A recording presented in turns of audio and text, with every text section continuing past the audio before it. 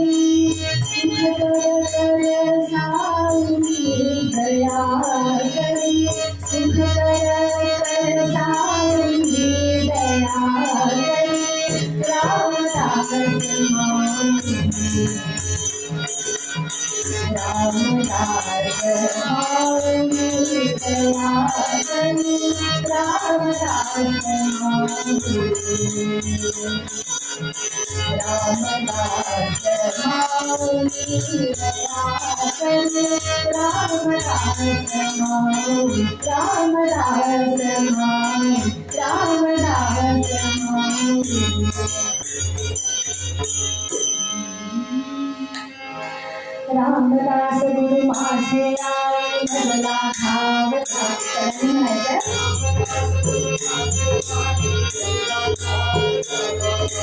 रामदास गुरु माझे आई मला ठाव जावा पाई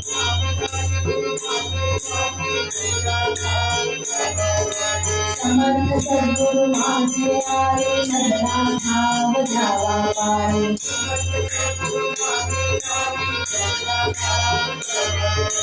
सज्जन करते माझे आई मला ठाव जावा पाई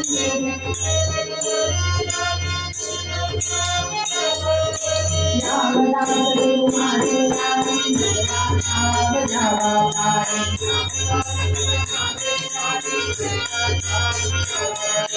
सज्जन करते माझे आई मला ठाव जावा पाई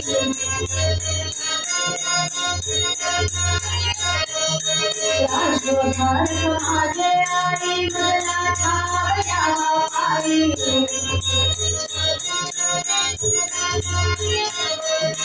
जीवोधार माझे आई मला ठाव जावा पाई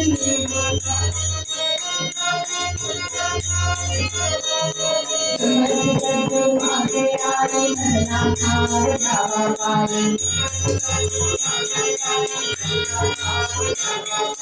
रामदास गुरु माझे आई मला ठाव जावा पाई राजा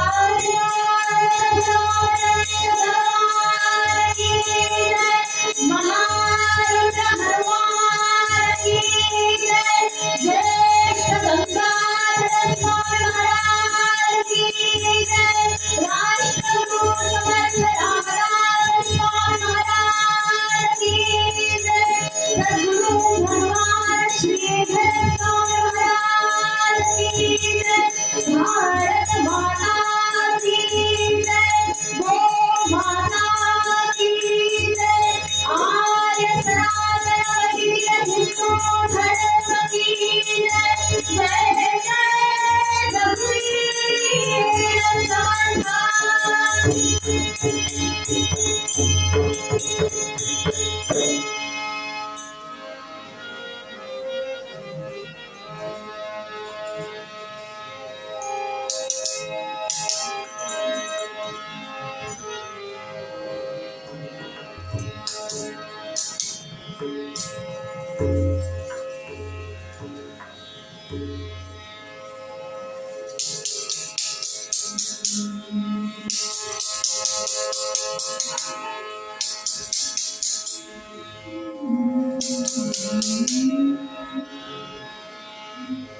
गुरु चरणी ठेविता भाव गुरु चरणी ठेविता भाव गुरु चरणी ठेविता भाव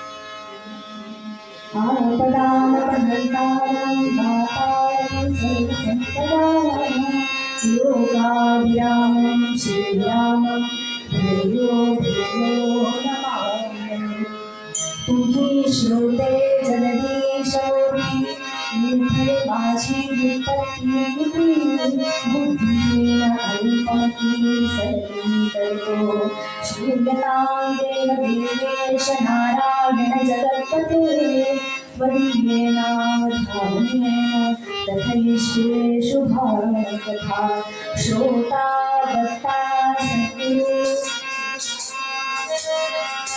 श्रीराम जय जय रघुवीर समर्थ। आज कीर्तनाच्या दिवशी विनोबासाठी घेतलेला अभंग संत श्रेष्ठ तुकोबारायांचा। एक छोटासा विचार असा की कधीही निरूपणासाठी कीर्तनासाठी संतांचे अभंग त्या धक्का घ्यावे, तर संतांचं जे वाङ्मय संतांचे जे अभंग तर त्यांना आलेल्या अनुभवातून आणि त्यांच्या उत्कट भावनेतून जन्माला आलेले असतात आणि म्हणूनच कोणतंही भक्तिगीत कधीही निरूपणाला घेतलं जात नाही, पण संतांचे अभंग मात्र निरूपणासाठी खास घेतले जातात। आणि असाच हा तुकोबारायांचा तुकाराम महाराजांचा अभंग आज निरूपणासाठी घेतला। या पूर्ण अभंगामध्ये तुकोबाराय सद्गुरूंचं आपल्या जीवनातील स्थान कोणतं हे आपल्याला समजावून सांगतात। पहिल्या चरणात ते म्हणतात, गुरु चरणी ठेविता भाव आपोआप भेटे देव। गुरु चरण, मग यामध्ये सगळ्यात पहिला प्रश्न असा पडतो की गुरु कोणाला म्हणावं। आणि गुरु आणि सद्गुरू यांच्यामध्ये फरक काय? आणि जेव्हा आपण गुरु आणि सद्गुरू यांच्यातल्या फरकाचा विचार करतोय तेव्हा एक प्रश्न असा सुद्धा समोर येतो की मग संत कुणाला म्हणावं आणि गुरु कुणाला म्हणावं. ही छोटीशी हा छोटासा फरक आपण आधी बघूया की संत म्हणजे कोण.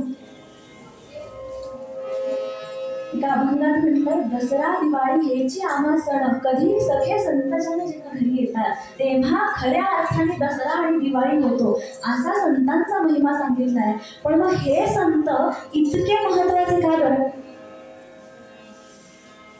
तर संत भगवंत तर आपल्यापासून बराच लांब असतो. आपल्यासारख्या अज्ञानी जनांना भगवंतापर्यंत पोहोचवण्याचं काम जर कोणी करत असेल ना तर ते संत करत असतात. आणि संत आपल्याला जशी भगवंताची भक्ती करायला शिकवतात ना तसेच ते संत भगवंताला सुद्धा त्याच्या भक्तांवर, मग ते किती का अजाण असे ना किती का सामान्य असे ना त्यांच्यावर दया करायला शिकवतात. आणि म्हणून संत थोर. एक खूप सुंदर कथा आहे की एका अरण्यामध्ये मोठं सरोवर होतं आणि त्या सरोवरामध्ये अगदी नाना प्रकारच्या वेली होत्या, कमळाची फुलं होती, वेगवेगळे जलचर, वेगवेगळ्या प्रकारचे मासे त्या सरोवरामध्ये वास्तव्याला होते, निवास करीत होते. आता एक दिवशी झालं काय तर त्यातले लहान सहान मासे जलक्रीडा करण्यासाठी थोडेसे काठावर आलेले असताना, पाण्यात खेळत असताना त्यांना एक विचित्र प्राणी त्या सरोवराच्या दिशेने येताना दिसला. आणि त्यांना प्रश्न पडला की अरे हा प्राणी कोण आणि हा असा आपल्या दिशेने का बरं येतोय. आणि म्हणून हे सगळे मासे, अगदी लहान लहान मासे धावत धावत जे त्या सरोवरातील ज्येष्ठ, नुसतेच वयाने नाही तर अनुभवाने सुद्धा ज्येष्ठ असे जे मासे होते ना त्यांच्याकडे गेले आणि त्यांना म्हणाले, आजोबा आजोबा, एक विचित्र प्राणी, एक मोठा प्राणी आपल्या सरोवराच्या, आपल्या घराच्या दिशेने चालत चालत येतोय. आजोबांनी विचारलं, काय रे, कसा प्राणी आहे हा? आणि त्या माशांनी सांगितलं, त्याला ना 2 पाय आहेत, 2 हात आहेत, अगदी उंचच्या उंच प्राणी आहे आणि त्याच्या खांद्यावर काहीशी जाळी दिसते. आणि आजोबांनी सांगावं, अरे वेड्या, तो जो प्राणी चालत येतोय ना तो माणूस आहे आणि त्याचं नाव आहे कोळी. मग त्या लहान मुलांनी विचारावं, मग आता तो काय करणार आजोबा? आणि आजोबांनी सांगितलं, अरे ते आता आपल्या सरोवरामध्ये येणार, त्याच्या खांद्यावरचा जो जाळ आहे ना तो ते आपल्या सरोवरात पसरवणार आणि जितके मासे त्या सापळ्यात सापडतील त्या सगळ्यांना तो घेऊन जाणार आणि बाजारात विकणार. झालं, सगळे जण घाबरून गेले, आता काय करावं काय करावं. आणि मग त्या आजोबांनी सांगावं, घाबरू नका. तो कोळी जेव्हा एक नाव घेऊन या सरोवरात उतरेल ना, कोळी कधीही आपल्या पायाशी जाळा टाकत नाही, तो पायापासून, आपल्यापासून दूरवर जाळा बसवतो.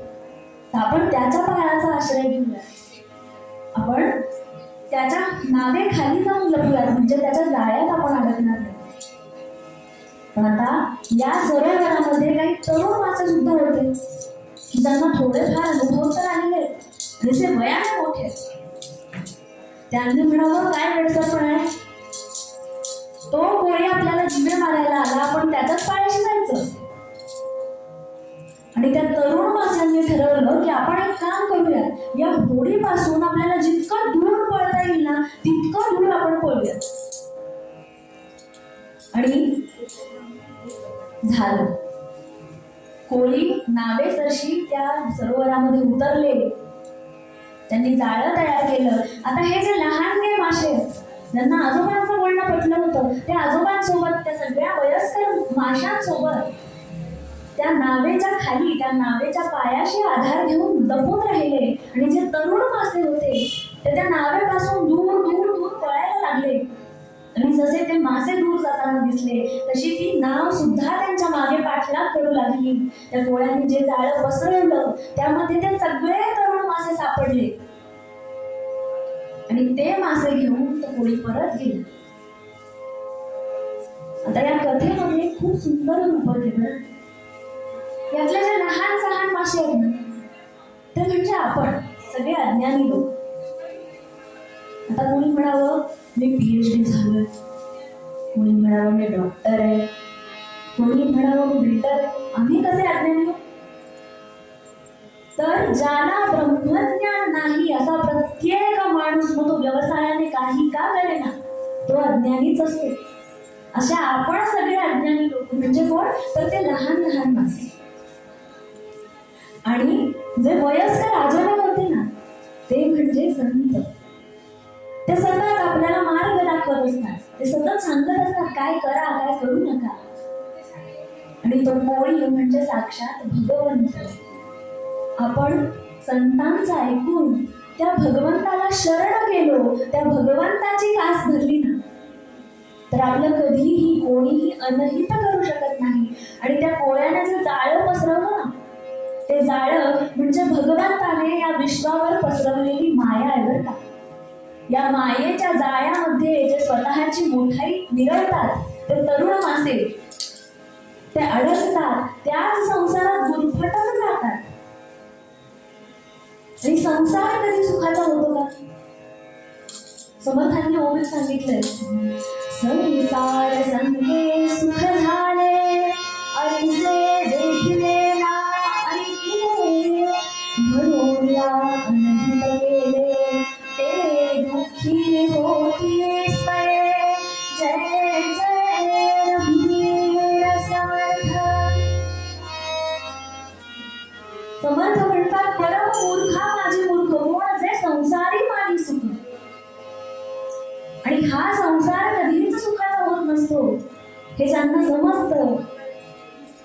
एखाद्या बाजारात जर आपण आई आणि लहान मुलाची जोडी पाहिली असेल कधी कधी असं होतं बघा, आईच्या हातात पुष्कळ काय काय वस्तू असतात, तिला त्या बाळाचा हात धरता येत नाही म्हणून ते बाळ पदर धरून ओढण्या धरून आईच्या मागे चालत असते. ती आई म्हणजे संत आहे आणि त्या मागे तिची कास धरून चालणारं जे बाळ आहे ना ते आपण आहोत. आणि एकदा का आईची कास धरली की ते मूल कधी हरवेल का बाजारात. तसंच एकदा संतांची कास घट्ट धरली ना किंवा आपण सुद्धा कधीही हरवण्याची शक्यता नसते. आणि असे हे संत आपल्यावर सतत उपकार करीत असतात, आपल्याला योग्य तो मार्ग दाखवत असतात. आता हे झालं संतांचं. मग आता गुरु कोणाला म्हणावं?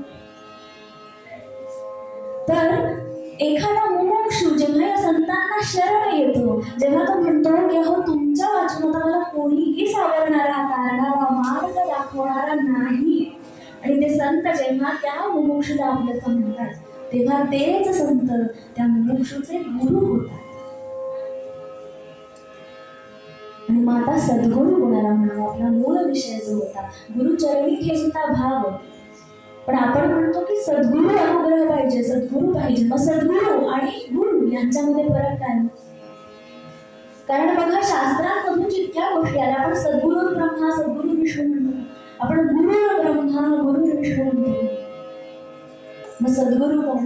तर सद्गुरु हा जो शब्द आला हा संत वाङ्मयातून आला, संतांच्या वाङ्मयातून आला. आणि तो का आला? शास्त्राने जर गुरु हा शब्द वापरला तर मग संतांनी सद्गुरु हा शब्द का वापरावा? तर बघा पूर्वीच्या काळी यज्ञयाग व्हायचे तेव्हा गुरुजी सांगायचे तूप आणा की लोक साजूक तूप आणून ठेवायची, चांगलं तूप आणून ठेवायची. आणि जेव्हा वनस्पती तुपाचा जन्म झाला, जेव्हा डाळल्याचा जन्म झाला तेव्हा त्या यादीत तूप दिसलं की लोक डाळल्याचा डबा आणून ठेवायला लागले. आणि मग तिथे जसं गुरुजींना सांगावं लागलं की अहो साजूक तूप आणा, तसंच जेव्हा समाजात दांभिकपणा वाढला, जेव्हा लोक परमार्थाचा वापर स्वतःचे खिसे भरण्यासाठी करू लागले तेव्हा संतांनी वापरलेला शब्द आहे की सद्गुरूंची कास धरा. आणि मग सद्गुरू म्हणजे कोण? समर्थ म्हणतात जो आपल्या शिष्याला सद्वस्तू लावतो. परब्रह्माचं शुद्ध स्वरूपात जो गुरु आपल्या शिष्याला ओळख करून देतो ना, तो गुरु म्हणजेच सद्गुरु. म्हणून तुकोबाराय म्हणताय, गुरु चरणी ठेवता भाव. आता भाव हा शब्द बघा. भाव ठेवणे म्हणजे काय करणे? तर काया वाचा मनोभावे त्या सद्गुरूंना शरण जाणे, त्यांच्या शब्दावरती स्वतःचा मीपणा पूर्णपणे विसरून विश्वास ठेवणे म्हणजे खऱ्या अर्थाने गुरुचरणी ठेविता भाव. नाहीतर बऱ्याच ठिकाणी असं होतं बघा, गुरुंनी एक मंत्र दिला, त्याचा जप चालू आहे आणि अचानक काहीतरी प्रपंचामध्ये अडचणी येऊ लागल्या आणि प्रपंचात अडचणी आल्यावरती कोणत्या तरी गुरुजींनी सांगितलं की तुम्ही या देवतेचं स्मरण करा, तुमच्या या अडचणी नाहीशा होतील. आणि ज्या क्षणी तुम्ही त्या गुरुजींचं ऐकून नवीन नामाची कास धरली ना, त्या क्षणी तुम्ही तुमच्या सद्गुरूंवर विश्वास दाखवला, असं सरळ अर्थाचं होतं. आणि म्हणून गुरुचरणी ठेविता भाव याचा वास्तविक अर्थ असा की आयुष्य कसं का असेना, चांगलं असू दे वाईट असू दे, त्याच्यामध्ये अडचणी येऊ दे, काहीही झालं तरी गुरु वाक्यावरचा विश्वास ढळता कामा नये. आणि तर खऱ्या अर्थाने ते गुरुचरणी भाव ठेवल्यासारखं आहे. आणि हे केल्याने काय होतं तर म्हणतात आपोआप भेटे योग. आपोआप हा शब्द मुळात आप या शब्दापासून आले. आप म्हणजे काय? पाणी. आणि समजा एका वाटीतलं पाणी मी एका बादलीत ओतलं तर आपल्याला ते वेगळं करता येतं. पाणी पाण्यात ज्या प्रकारे मिसळून जातं त्या प्रकारे आपण आपल्या सद्गुरूंच्या ठाई एकरूप झालं पाहिजे असं तुकोबाराय म्हणताय. आणि म्हणून तो आपोआप शब्द आलाय की तशी सरमिसळ जर झाली, त्या पद्धतीने जर पूर्ण शरणागती असली तर आपोआप भेटे देव. आणि म्हणून तुकोबाराय म्हणताय सद्गुरुसी भजावे, गुरुसी भजावे. त्यांच्याच अजून एका अभंगामध्ये गुरूंचा म्हणणं आहे ते सुरेख सांगितलं गेलं.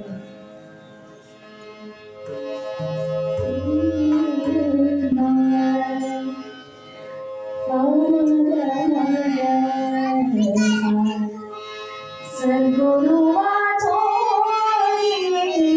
सापडे न सोया, सद्गुरु वाचो सापडे न सोया.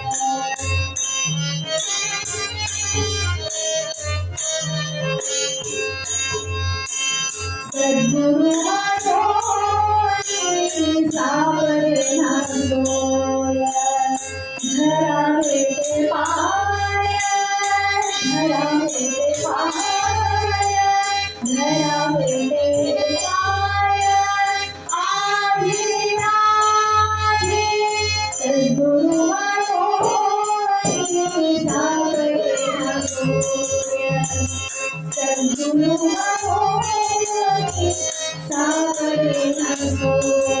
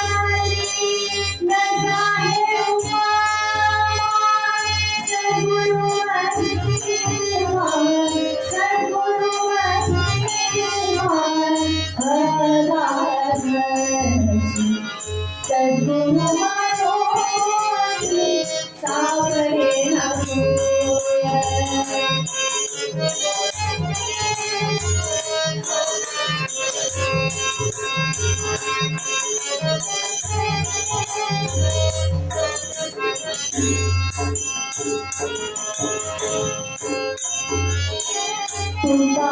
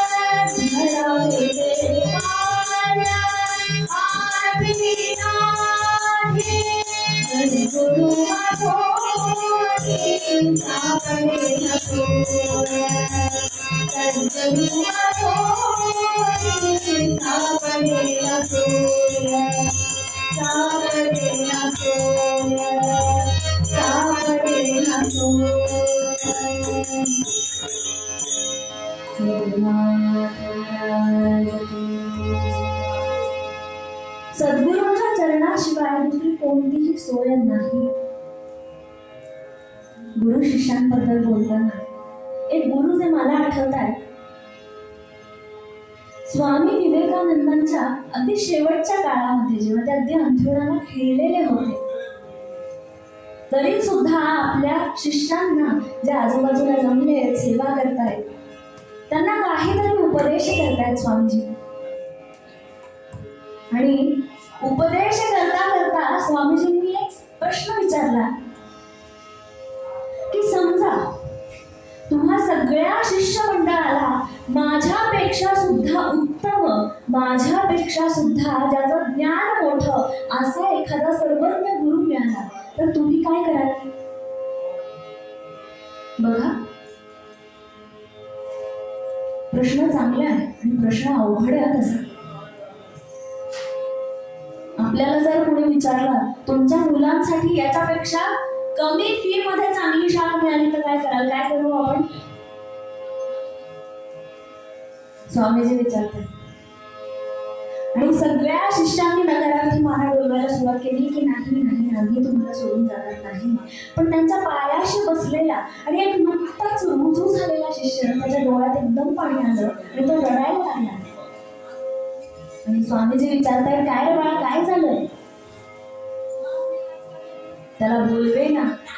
आजूबाजूच्या शिष्यमंडळींनी सुचवलं की स्वामीजी कदाचित याला आधीच एखादा सर्वज्ञ गुरु मिळालेला असावा आणि आता तुमचं तर काही खरं दिसत नाही, हा कदाचित तिकडे जाण्याची परवानगी मागतोय म्हणून रडतोय बहुतेक.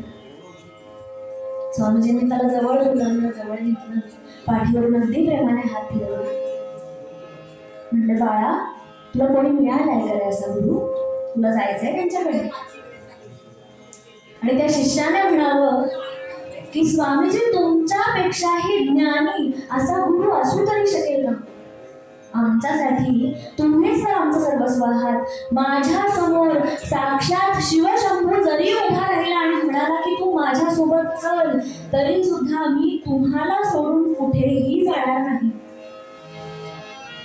अशी पाहिजे गुरुनिष्ठा.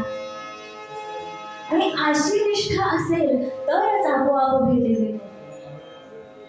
फक्त सद्गुरूंचा मोठ्याला फोटो घरात आणून लावलाय आणि त्याला रोज नवीन आणि महागातला हार चढवतोय, याच्याने सद्गुरू दया करत नसतात.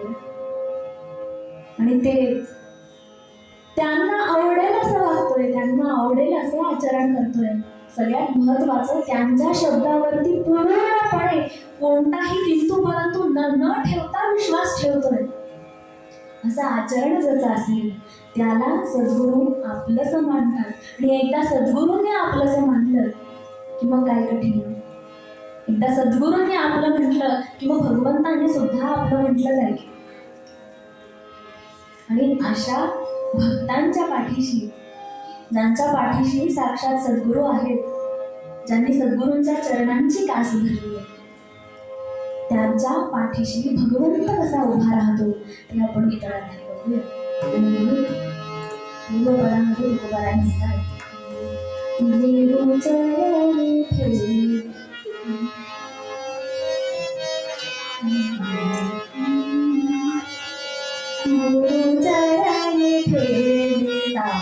भाव गुरुचरणी ठेविता भाव गुरुचरणी ठेविता भाव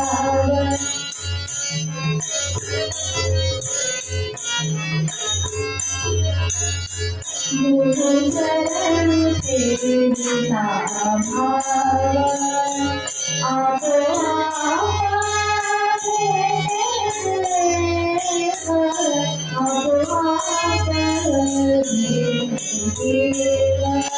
आपोआप गुरुचरणी ठेविता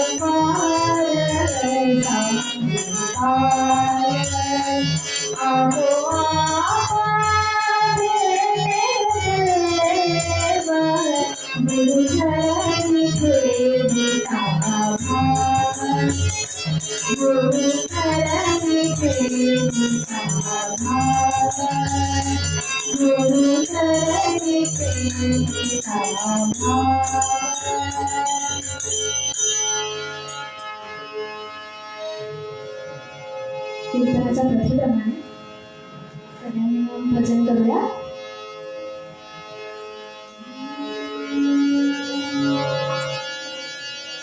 रघुपति राघव राजा राम पतित पावन सीताराम.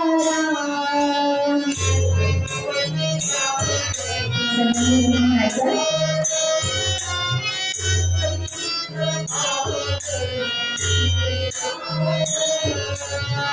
रघुपति राघव राजा राम पतित पावन सीताराम.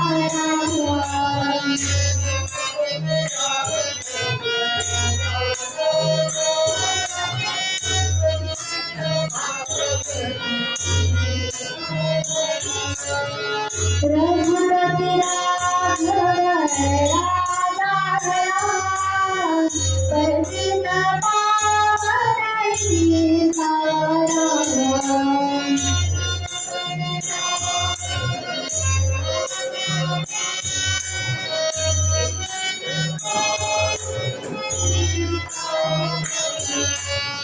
रघुपति राघव राजा राम पतित पावन सीताराम.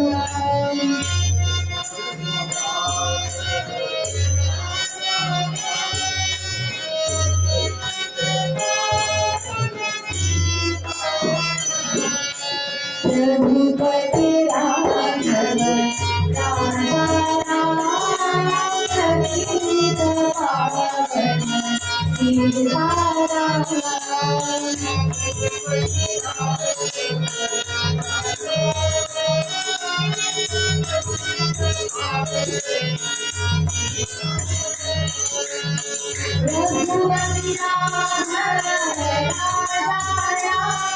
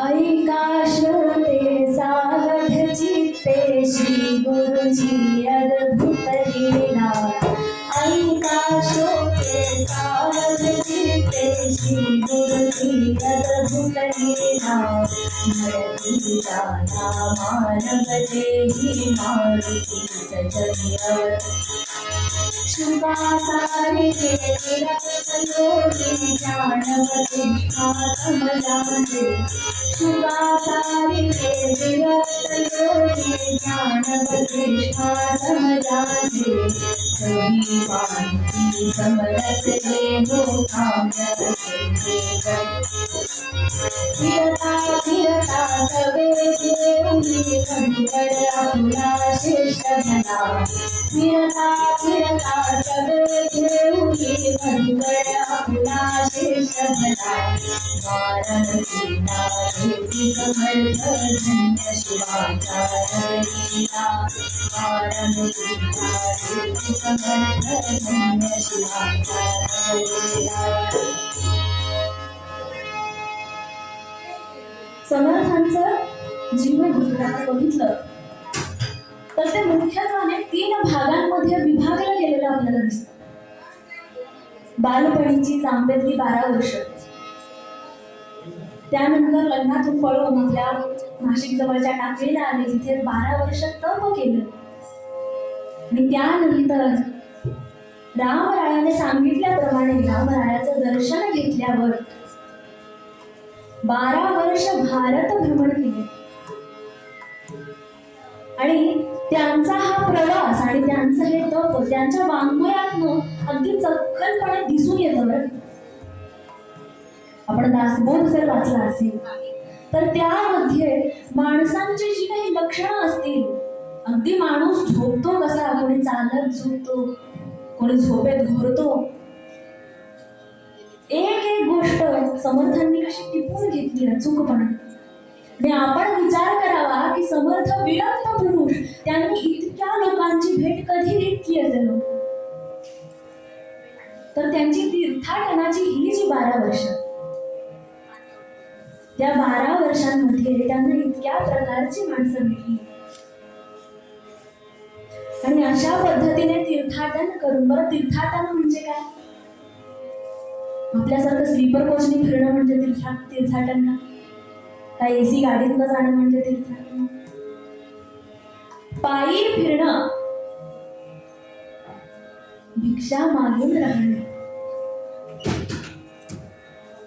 आणि अशा पद्धतीने भारत भ्रमण झाल्यावरती समर्थ वाराणसी काशी क्षेत्री आले.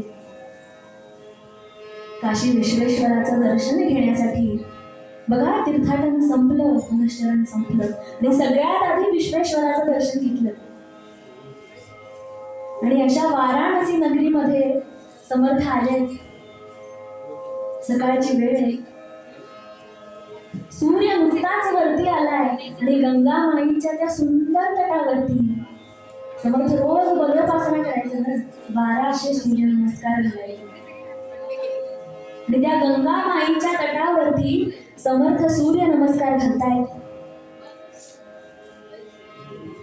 भव्य कपाळ, जटा अगदी कमरेपर्यंत बोलतायत, काळी थोर दाढी. अगदी चंद्र सूर्याने सुद्धा उष्ण मागावं इतकं तेज त्यांच्या चेहऱ्यावर, त्यांच्या नेत्रांमध्ये आहे. सूर्याची पडणारी किरण, कोवळं ऊन पडलं, ती किरण त्या पाण्यावरती परावर्तित होऊन समर्थांच्या देहावर पडतात. अघटित कांती व मारुतीचे अवतार ते. समर्थांनी सूर्योपासना करावी, सूर्याकडे बघावं आणि असं वाटतंय जणू दोन सूर्यच एकमेकांकडे बघतायत. असे समर्थ सूर्य नमस्कार करतात. आणि त्यांचं हे भव्य रूप कसं, भव्य रूप अति सुंदर विशाल, राम नाम स्मरण विशाल, युक्ती भोल उदासीन चेता, राम दास प्रेम केला, जय जय रघुवीर समर्था. बघा, कधी उदास वाटलं ना तर समर्थांचा एक फोटो आणून ठेवा घरी. त्यांच्याकडे नुसतं बघितलं तरी आनंदून जायला होतं. आणि असं त्यांचं रूप त्याच किनाऱ्यावर उभे असलेले पिता पुत्र बघतात. आणि त्यांचं हे तेजस्वी स्वरूप पाहून या दोघांनी अशी इच्छा झाली की हे कोणीतरी दिव्य पुरुष दिसतायत, आपण यांना आपल्या घरी भोजनासाठी बोलवावं. म्हणून वाट बघताय. समर्थांचे सूर्य नमस्कार आटोपल्यावर थोडं प्राणायाम वगैरे करावा म्हणून ते त्या नदी तीरावर जाऊन बसले. आणि हे पिता पुत्र हात जोडून समोर उभे राहिले. म्हणाले, महाराज आप कोई तपस्वी लगते हो, हम चाहते हैं कि आप हमारे यहाँ भोजन के लिए आए. आता वास्तविक समर्थांचा नेम हा भिक्षा मागण्याचा, पण त्या पिता पुत्रांच्या मनातला निश्चल शुद्ध भाव त्यांनी जाणला. बघा, आपण बघितलं होतं गुरुचरणी ठेविता भाव कसा शुद्ध असला तर सद्गुरू आपल्याला भेटतात. असा यांचा भाव शुद्ध होता. समर्थांनी तो जाणला आणि समर्थ म्हणताय, ठीक आहे, उद्या तुमच्या घरी आम्ही भिक्षेला येणार, भोजनाला येणार. आणि झालं. ते पिता पुत्र इतके आनंदून गेले, घरी गेले, घराची अख्खी स्वच्छता केली, रांगोळ्या काढल्या, घर अख्खं सुशोभित केलं, ठिकठिकाणी फुलांच्या माळा लावल्या, वाडा अगदी छान सजवलाय. आणि समर्थ दुसऱ्या दिवशी त्यांच्या घरी भिक्षेसाठी, भोजनासाठी म्हणून आले. भोजन झालं. समर्थांची यथासांग पूजा त्या अख्ख्या परिवाराने केली. आणि आता काल वडिलांसोबत तो जो लहानसा मुलगा होता, अगदी 8 वर्षाचा असेल, नुकतीच उंच झालेली, त्याच्या मनात अशी इच्छा झाली की हे इतके तपस्वी आहेत, यांच्यासोबत जर मला शिष्य म्हणून जाता आलं तर माझ्या आयुष्याचं किती सोनं होऊन जाईल. मुळात 8 वर्षाच्या मुलाच्या मनात नीट येणं किती मोठी गोष्ट आहे. आपल्या घरातली 8 वर्षाची मुलं कशी असतात. आणि ही इच्छा त्याने त्याच्या आधी आई वडिलांना आतमध्ये बोलवून दाखवली. आणि आई वडिलांनी विचार केला की खरंच आपली जितकी मुलं आहेत तेव्हा काही हम दो हमारा एक नव्हतं, भरपूर मुलं असायची. हा आपला मुलगा सगळ्यात चुणचुणीत आहे. परमार्थासाठी हा जर गेला तर किती उत्तम होईल, याच्या आयुष्याचं किती सोनं होईल. बघा, परमार्थासाठी द्यायचं ना तर ते सर्वोत्तम जे असेल ते द्यायचं. नाहीतर ज्याला काहीच जमत नाही, जो अगदी गती म्हणतो त्याला मग म्हणतात की हा तू देवाचं काहीतरी कर.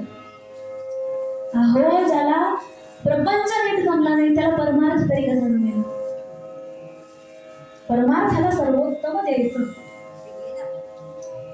आणि हा आपल्या वंशाचा दिवा आपल्याला पुढे उपयोगाला येईल याचा विचार न करता त्याच्या जीवनाची सार्थकता कशात आहे. आई वडिलांनाही आवडला हा प्रस्ताव. त्यांनी समर्थांना विचारलं, महाराज हमारे इस बेटे की इच्छा है, या आपके साथ आना चाहता है. हा तुमचा अनुग्रह घेऊन आपलं शिष्यत्व पत्करून आपल्यासाठी येऊ इच्छित आहे. समर्थांनी त्या बाळाला मांडीवर घेतला. रे किती छोटा आहेस तू, आणि माझा मार्ग खूप अवघड आहे, खूप मोठा आहे. माझ्याकडे मी एकटाच फिरतो, काही सामग्री नसते. भिक्षा मागायची, जे 2 नाणी पोटात येतील ते ढकलायचे, पुढे जायचं आणि रामरायाच्या सेवेत आयुष्य घालवायचं. हाच आमचा काय तो नियम आहे. माझ्यासोबत तू इतका छोटा आहेस, कसा राहशील रे? आणि त्या लहानग्या पोराने सुद्धा म्हणावं की तुम्ही ठेवाल कसं राहील, तुम्ही फक्त सोबत घेऊन चला. सद्गुरू आपली अशी परीक्षा घेत असतात, आणि एकदा ती परीक्षा पास झाला ना की मग आपली काळजी त्यांनाच असते. आपल्याला काही बघावं लागत नाही. आपल्या आधी आपली चिंता वाढणारे आपले सद्गुरू असतात. आणि असा हा मधुकर समर्थांचं शिष्यत्व पत्करून, या मुलाचं नाव काय, मधुकर. आणि नुसतं नावच मधुकर नाही, अगदी स्वभावाप्रमाणे, आणि त्याचं बोलणंही तेवढंच गोड. असा हा 8 वर्षाचा मधुकर समर्थांसोबत निघालाय. विश्वेश्वराचं दर्शन घेतलं आणि चालत चालत चालत काशीच्या पुढे एका गावात ते आले. संध्याकाळ झाली. त्या गावाच्या बाहेर एक पडकी धर्मशाळा होती. आज इथेच निवास करायचा. आता पडकीच म्हणून बसून कुठेतरी असं केलंय का? ती अख्खी धर्मशाळा समर्थांनी स्वतः सारवून काढली. बघा, दास्य भक्तीची जी लक्षणं समर्थांनी सांगितली आहे ना, त्यात मंदिरांचा जीर्णोद्धार करा हे सुद्धा समर्थांनी सांगितले.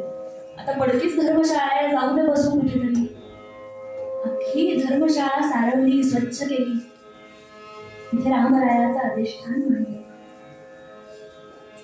तिथेच मुक्काम केलाय. आणि दुसऱ्या दिवशी सकाळी समर्थ उठले. त्यांनी स्वतः या बाळाला उठवले. अरे मुलगा उठतोस ना, त्याला स्नान घातले. त्याची संध्या झाल्यानंतर समर्थांनी स्वतः रामदासी संप्रदायाचा पोशाख त्याच्या अंगावर चढवला. आणि तो पोशाख कसा आहे? गंठी माळ तशी कटी सविलसे, ती मेखला गुरुजी, फेटा गंध भारी झळके, शक्ती ही गुमली तरी, चिपळी म्हणजे झोळी ही संधावरी, द्वारी गरज श्लोक पावलंबी, निर्भीडती करी खरी, जय जय रघुवीर समर्थ.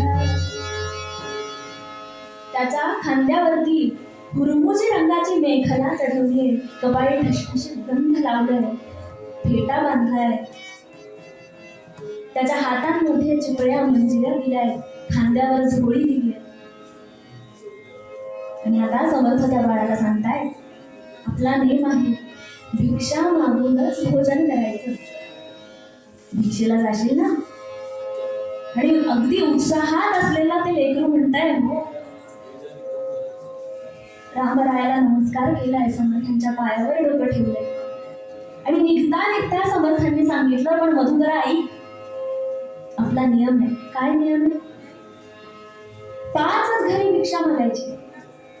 आणि कोणी अगदी सूप भरून बसाभर जरी दिलं ना, तरी आपण त्यातलं अगदी मुठभरच घ्यायचं आणि त्यातलं सुद्धा चिमूटभर प्रसाद रूपाने त्यांनाच परत करायचं. आपल्याला आपले खिशे भरण्यासाठी भिक्षा करायची नाही. आपला आजपुरता उदरनिर्वाह व्हावा एवढीच भिक्षा करायची. का? कारण उद्याची सोय आपण आज केली तर तो आपण रामरायावर दाखवलेला अविश्वास ठरेल.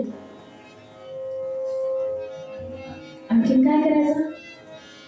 आणखीन भिक्षा मागायला जातोय, फुकट कोणाकडून काही घ्यायचं नाही. ते जशी तुला भिक्षा देतील तशी वारी गरज श्लोक पावली. आपल्याकडून एखादा श्लोक त्यांना सांगायचा, जेणेकरून त्यांचंही चित्त शुद्ध व्हावं. आणि असा हा मधुकर निघाला त्या गावाच्या वेशीपाशी येऊन थांबला. आता गुगल मॅप्स नव्हते, त्यामुळे पत्ता शोधण्याचा काही संबंध नाही. काय करावं? वाट फुटेल तिथे जायचं. अगदी उत्साहात होता. आणि तेवढ्यात त्याला त्या चौकामध्ये 4-5 दादा सापडले, दादा भेटले. आणि असे दादा सगळ्या चौकांमध्ये असतात बरं, इथेही असतील जे कीर्तनाला आले नसतील, पण ते बाहेर लोकांना गाड्या कुठे लावा, गाड्या कशा लावाव्या हे सगळे सांगत असतात. असे 3-4 दादा लोक होते. टवाळ पोरांची ती चांडाळ चौकडी त्याला भेटली आणि त्यांनी पाहिलं लहान पोर आहे, सगळा कापलेला रस्ता आहे म्हणून ते सगळे सावरत उड्या मारत मारत मारत चालले, बघू जरा काय. म्हणून त्यांनी त्याला बोलवलंय, इकडे ये. मधुकराने विचारावं, काय कोण तू, आमच्या गावात असा कसा आलास आणि एकटाच काय फिरतोयस आणि हे काय घातलंय. आणि मधुकराने आता याच्या भाबडेपणाला काही उपाय, याने त्यांना अगदी प्रेमाने सांगावं की माझं नाव मधुकर, मी समर्थ रामदास स्वामींचा शिष्य, भिक्षा मागायला या गावात आलोय. आता या मुलांनी ठरवलं याची जराशी गंमत करावी. काय करावं, त्याला सांगितलं, अरे या गावातले लोक अगदी दळभद्री, खूप कंजूस आहेत. मग आता तुला काही इथे भिक्षा मिळणार नाही, पण एक माणूस आहे बरं, तू त्याच्याकडे गेलास ना, तुला नक्की 100% तो इतकी भिक्षा देईल की तुला आयुष्यात कधीच भिक्षा मागावी लागणार नाही. त्याला त्या तापलेल्या उन्हामध्ये पायाखाली कोणीतरी बर्फ ठेवला असं वाटलं, एवढी भिक्षा मिळेल, कुठे जाऊ मी.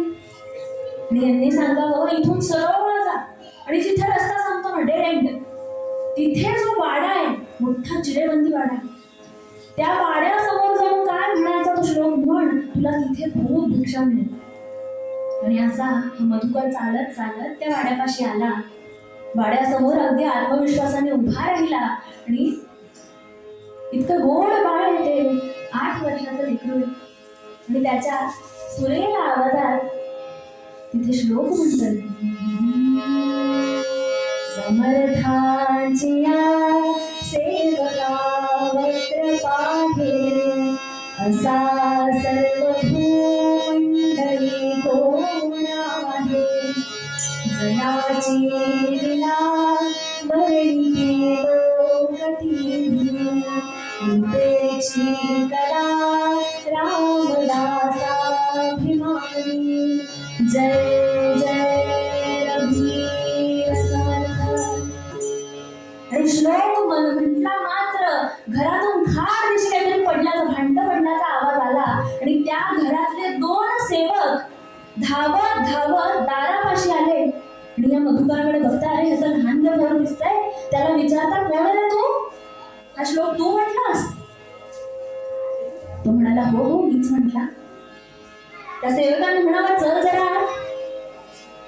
आणि असं म्हणून त्या मधुकराचे हात धरले, त्याला वाड्यात आणलं. मधुकराला वाटलं, वा किती दानशूर लोक आहे, श्लोक म्हटलेला आवडला म्हणून घरात बोलवतायत. त्या वाड्याच्या ब्रह्मस्थानी मधोमध जाऊन त्याला उभं केलं आणि तेवढ्या समोरून एक अगदी किडकिडीत पण अत्यंत म्हातारा एक गृहस्थ, काळ्या रंगाचं धोतर नेसलंय, काळ्या रंगाचं उपकरण घेतलंय, हातामध्ये काहीच एक ताट आहे, काळं गंध लावलंय. आणि असा हा एक किडकिडीत म्हातारा त्या वाड्यातून बाहेर आला. त्यांनी फक्त त्या मधुकराकडे पाहिलं, त्या हातातलं ताट एकीकडे ठेवून दिलं आणि त्याला विचारलं, काय रे हो तू, आणि इथे येऊन हा श्लोक का म्हटला. आणि मधुकराने सांगावं, मी समर्थ रामदासांचा शिष्य, माझं नाव मधुकर. हा श्लोक म्हटला, याचा अर्थ तरी माहितीये का तुला. याला वाटलं, वा मोठे जिज्ञासू आजोबा आहे, अर्थ वगैरे विचारतात. आणि यांनी भाबडेपणाने अगदी अर्थ सांगितला की समर्थांच्या सेवेमध्ये रुजू असलेला जो भक्त, त्याचं कोणीही काहीही वाकडं करू शकत नाही. ते असं म्हणता म्हणता जो हात पुढे गेला, तो नेमका त्या म्हाताऱ्याच्या समोर आला.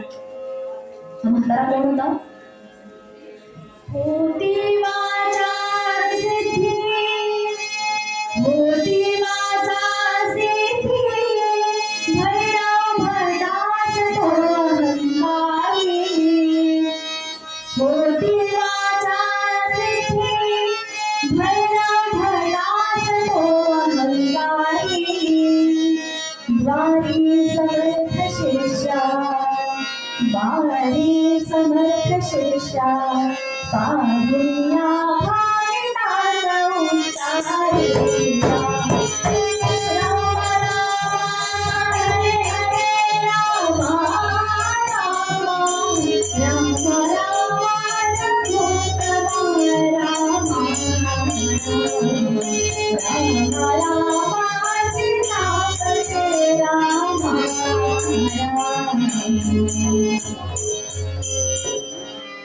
काल भैरवाचा निस्सीम भक्त असलेला हा भैरव भक्त आणि साधा सुद्धा भक्त नाही बरं, वाचा सिद्धी प्राप्त असलेला, ज्योतिष शास्त्रामध्ये पारंगत असलेला हा भैरव भक्त.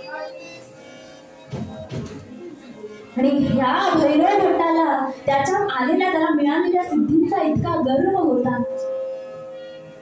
तो श्लोक ऐकून त्याच्या तळपायाला मस्तकात गेली होती. अगदी चिडून तो त्या मधुकराला प्रश्न करतोय आणि नेमका यांनी सांगितलेला अर्थ म्हणजे त्या आगीमध्ये तू पोचल्यासारखं झालं. इतका चिडला, हातामध्ये सुपारी घेतली, अडकित्ता घेतला, ती सुपारी कातरतोय, दात ओठ खात खात त्या मधुकराकडे बघतोय. राग अनावर झाल्यावर ती सुपारी फेकून दिली, तो अडकित्ता फेकून दिला. त्याच्या गादीवर मटकन येऊन बसला, काहीसा एक कागद घेतला आणि काहीतरी लिहायला सुरुवात केली. या मधुकराला वाटावं किती चांगले आजोबा, यांना बहुतेक आनंद झालेला दिसतोय. आणि म्हणून यांचं इतकं मोठं घर आहे, मठासाठी जमीन देणार होत. आणि हा भैरव भट्ट काहीतरी लिहून त्या कागदाची पुंगळी केली, त्या मधुकरापाशी आला, त्या मधुकराच्या झोळीत ती पुंगळी टाकली.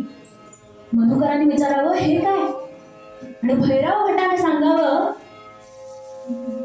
उद्या माझ्याने मरण तुझे घाता, उद्या माझ्याने मरण तुझे घाता,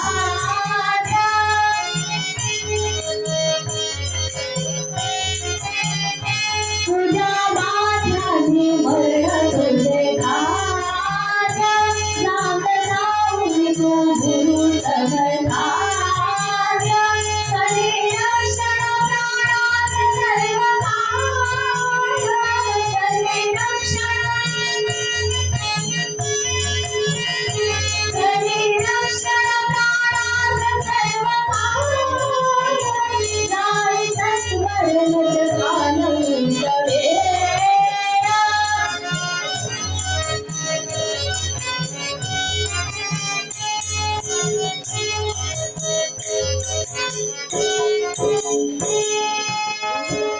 उद्या माध्यानी ज्यावेळी तू इथे माझ्या घरात आलायस ना, त्यावेळी उद्या तू मरणार.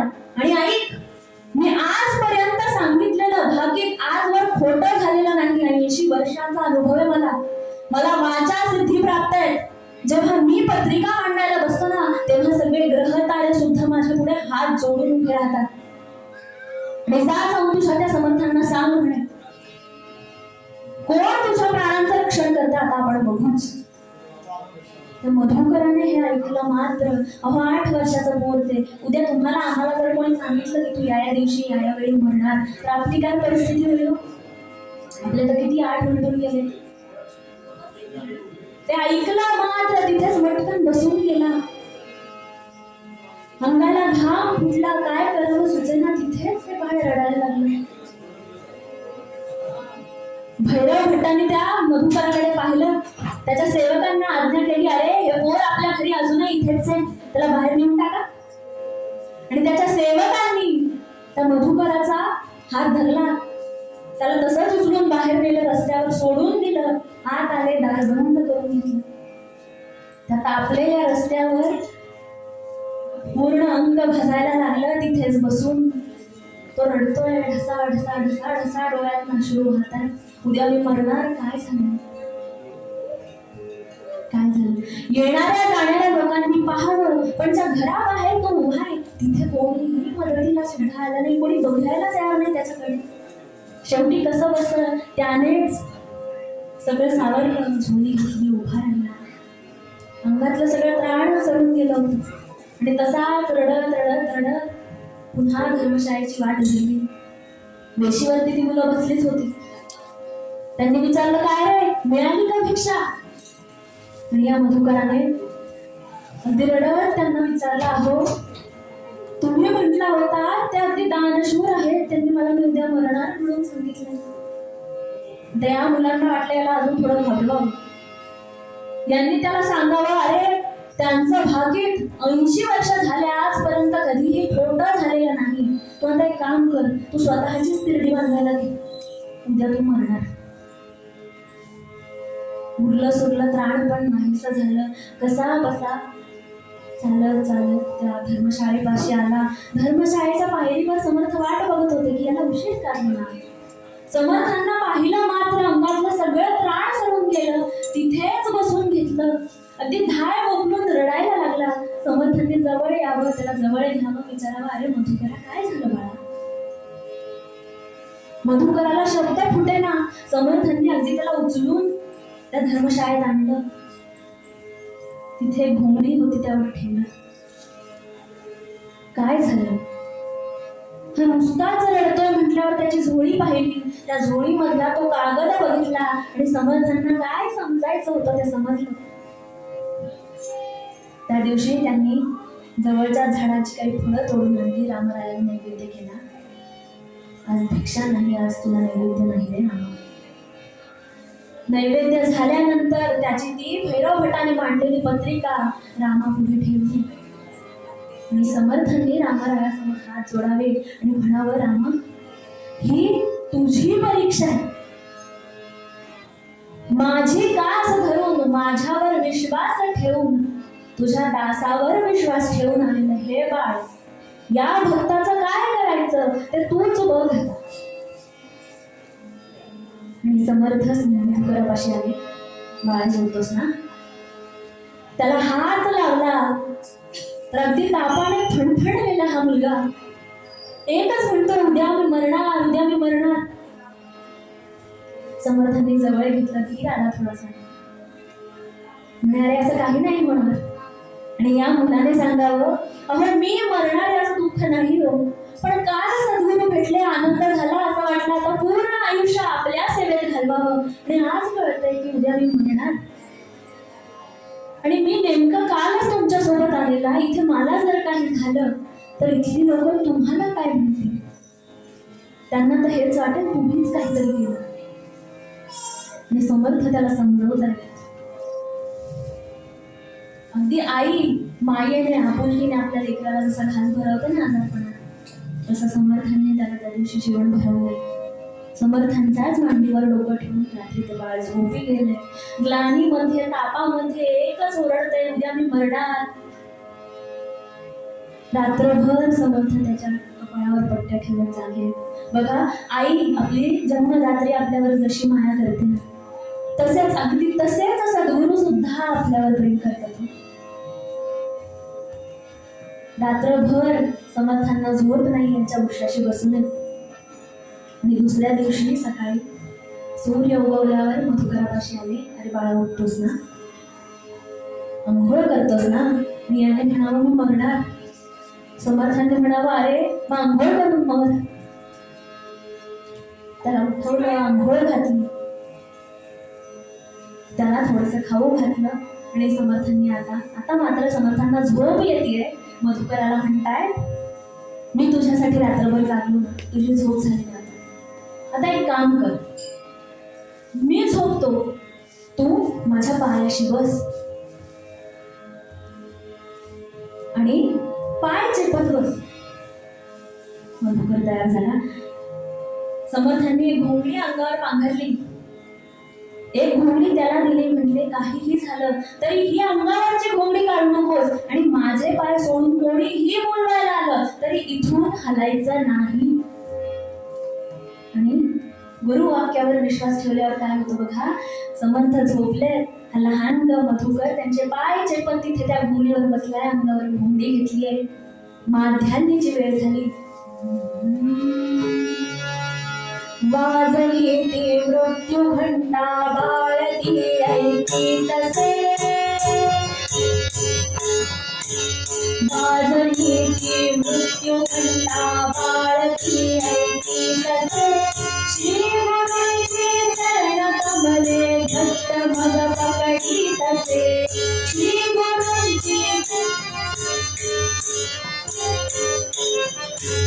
देवनी यमदूत दारी पाशयाने भेगले देवनी यमदूत दारी पाशयाने भेगले पाशयाने मधुकराचा जवळ नाही पोचले पाशयाने मधुकराचा जवळ नाही पोचले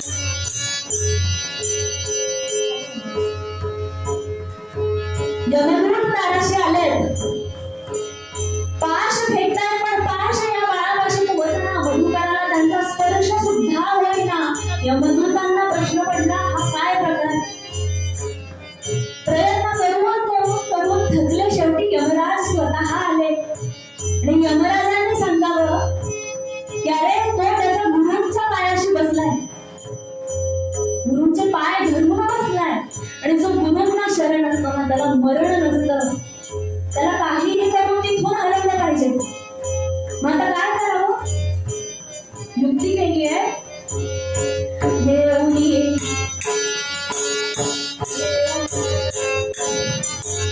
बहीण बंधू माय बाबा देवनी रूपे किती बहीण बंधू माय बाबा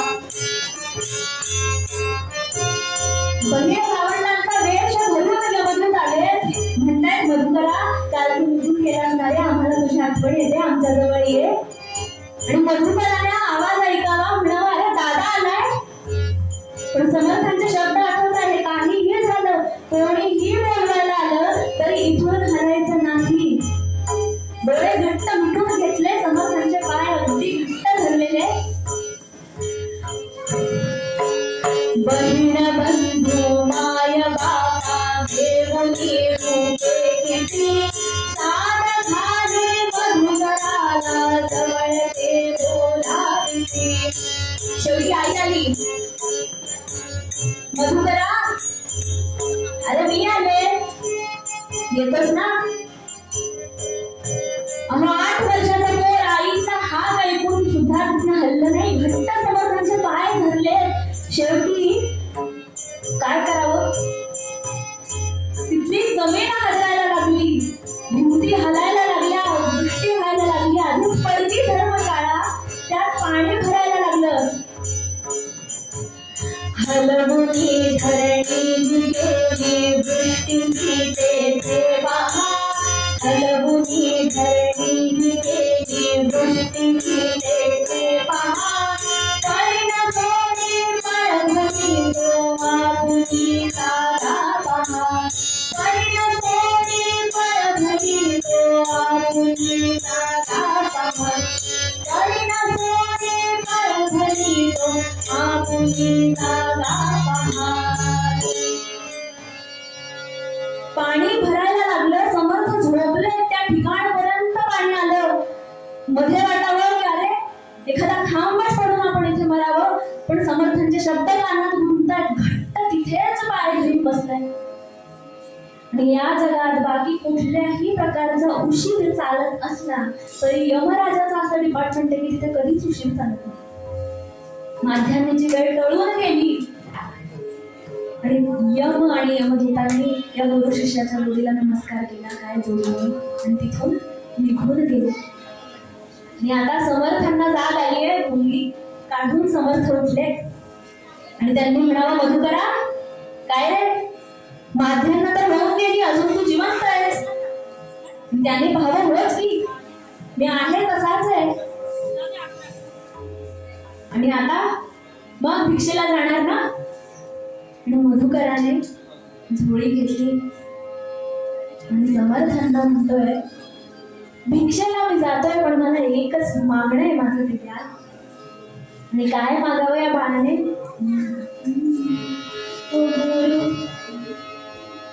गुरु राया घोगडी द्यावी मला गुरु राया घोगडी द्यावी मला गुरु राया ज्या मंत्रीने माझं प्राण वाचवले ती घोगडी मला द्या गुरु राया घोगडी द्यावी मला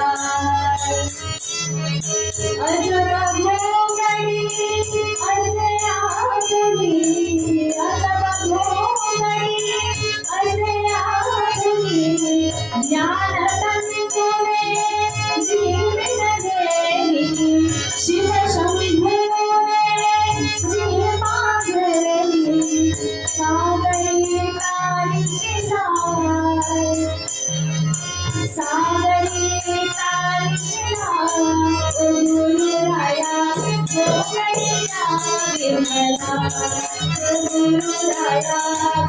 मोंगी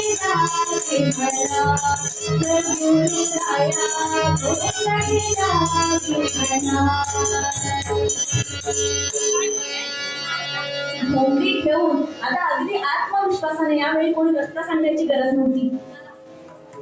त्या गावात आला भैरव भटाच्या घराच्या बाहेर येऊन उभा आहे आणि पुन्हा आता श्लोक म्हणतोय, समर्थांची या सेवका वक्र पाहे असा सर्व भूमंडळी कोणाने जयाची या गर्वी लोकती देशी कला रामदासाभिमानी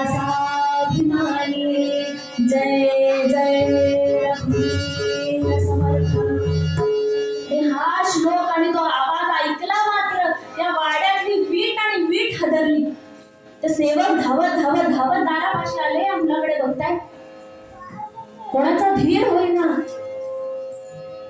हा स्वतःच पुढे आला. चला त्या सेवकांसोबत पुन्हा त्याच जागेवर जाऊन उभा आहे. भैरव भट्टा समोर येऊन बघतोय, अरे हा तर तोच मुलगा दिसतोय. आणि त्याने म्हणावं, अरे तुमचं बऱ्याच पोरांचं टोळकं दिसतंय. काल तुझ्या एवढा आत्ताच तुझ्यासारखाच एक आला होता, असा श्लोक म्हटलेला. एव्हानं त्याचा सगळा कार्यक्रम आटोपला असेल. आणि मधुकराने अगदी आत्मविश्वासाने सांगावं, अहो मीच तो. काल तुम्ही ज्याला तू मरणार म्हणून सांगितलं तोच मी, मधुकर, समर्थांचा शिष्य. आणि हा जो श्लोक म्हटला त्यांचा अर्थ सांगतो काय तुम्हाला? आणि हे ऐकलं मात्र भैरव भटाला काही कळेच ना. पुन्हा जाऊन त्या गादीवर बसला. एक कागद घेतला, पत्रिका मांडायचा प्रयत्न करतोय. काही जमेना, तो कागद फेकून दिला. दुसरा कागद घेतला, तिसरा कागद घेतला. चौथ्या कागदाच्या वेळी मात्र त्याला जाणवलं की आपल्याला प्राप्त असणाऱ्या सिद्धींपेक्षा ही मोठी, याचं रक्षण करणारी कोणती तरी एक शक्ती या मुलाच्या पाठीशी आहे. आणि तिथेच मधुकराचे पाय धरले. मधुकराला म्हटला, आता बोलण्यात फरक बघा कसा पडतो. तुमच्या गुरूंपाशी घेऊन चला. तुमचे कोण गुरु आहे त्यांचं दर्शन घडवा. आणि मधुकराने त्यांना उचलावं आणि म्हणावं, अहो आजोबा हे काय करता? तुम्ही वयाने इतके मोठे माझ्यापेक्षा, आणि माझे सद्गुरू आहेत ना ते अगदी प्रेमळ आहेत, ते नक्की भेटतील तुम्हाला. आणि असं म्हणून आता या मधुकराचा बोट धरून तो भैरव भट्ट वाड्यातून बाहेर निघालाय. गावाच्या वेशीच्या दिशेने निघालाय. आणि अख्खं गाव बघतंय की जन्मात कधी कोणापुढे न झुकणारा हा माणूस अशा पद्धतीने एका लहानग्या पुराच्या मागे मान द्रोवून चाललाय. काय प्रकारे अख्खं गाव त्यांच्या मागे लोटलं. भैरव भट्टाला मधुकराने समर्थांपाशी आणलं. समर्थांच्या पायावर अगदी लोटांगणच घातले त्यांनी. माझ्या सिद्धींनाही निष्काम करणारी कोणती शक्ती? आणि समर्थांनी त्याला सांगावं, अरे या विश्वाचा जनिता रघुपती जो आपल्या सगळ्यांना पोचतो पाळतो, या त्रैलोक्याचा धनी ज्याच्या इच्छेशिवाय इथलं साधं पान सुद्धा हलत नाही, सगळ्या जगावर त्याची सत्ता आहे. आणि असं असताना त्यानेच तुला दिलेल्या सिद्धींचा तू असा गैरवापर करावा. उरला सुरला जो काही अहंकार होता, अभिमान होता, तो सरून गेला. त्या ठिकाणी समर्थांचा अनुग्रह घेतलाय. आणि तिथून पुढे हा भैरव भट्ट भैरव बुवा रामदासी झाला. आणि समर्थांचा एक मठ त्याने आजन्म सांभाळला. आणि असा अगदी वाचा सिद्धी असणाऱ्याने भाकीत केल्यावर सुद्धा मरणाला जिंकणारा समर्थांचा शिष्य मधुकर. कशामुळे हे असं झालं? तर जसं पूर्वपदात सांगितलंय, गुरुचरणी ठेविता भाव. तुम्ही अगदी सोजवळ साधा भोळा भाव तुमच्या गुरूंच्या पायावर ठेवलात ना की ते आपली पूर्ण काळजी पाहतात. त्यानंतर आपल्याला कसलीच काळजी करायची गरज पडत नाही. आणि तुम्हाला एक सांगू का श्रोते, तो मधुकर 8 वर्षाचा अगदी निरागस लहान बाळ होतं. असं एक निरागस बाळ आपल्या सगळ्यांमध्ये पण दडलेलं. पण एकदा व्यवहाराचा वास आपल्याला लागला, वासनांचा वास आपल्याला लागला ना की तो भाबडेपणा, तो निरागसपणा जाऊन कुठेतरी व्यवहार मध्ये येतो.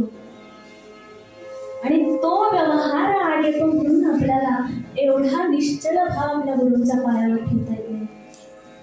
तुम्ही आम्ही जर त्या मधुकरासारखे झालो ना, एवढे निराकस झाले, तर समर्थ सुद्धा आपल्या पाठीशी उभे राहतील. म्हणून तुकोबाराय पूर्वपरात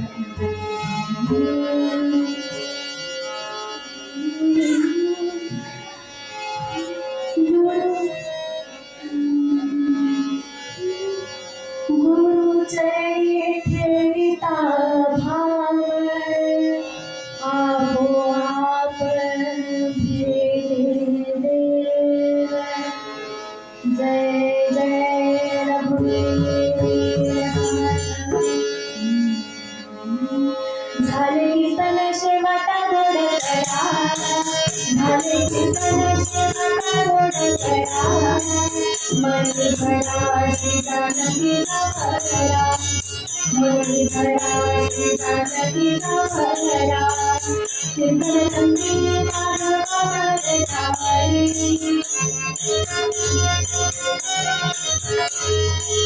नाम भोगे काढता होत होई, हेची कल्याण सांगात सुखराजी, हेची कल्याण सांगात सुखराजी.